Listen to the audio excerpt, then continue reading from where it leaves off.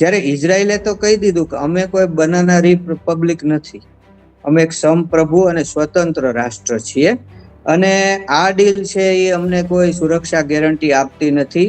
મુસ્તફાના માતા પિતાને હણી નાખ્યા છે અમેરિકાએ, એની હજી દફન વિધિ પણ નથી થઈ.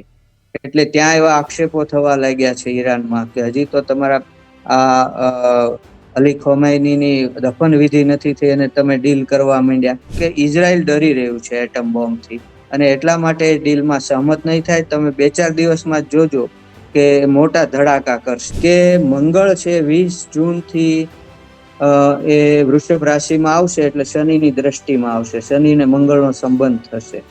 તો એને કારણે ફરી હું માનું છું કે અશાંતિ ઊભી થશે અને ઇઝરાયલ પણ ઈરાન ઉપર અણુ હુમલો કરી શકે છે અને ઇઝરાયલ ઉપર પણ ઈરાન છે અણુ હુમલો કરી શકે છે. આવી પરિસ્થિતિ થવાની છે. રશિયા અને યુક્રેનનું યુદ્ધ ચાલે છે. હું અગાઉ પણ કહી ચૂક્યો છું કે શાંતિ થતી લાગશે પણ એ છેતરામણી હશે, અને હજી પણ કહું છું કે શાંતિ થતી લાગશે પણ એ છેતરામણી હશે.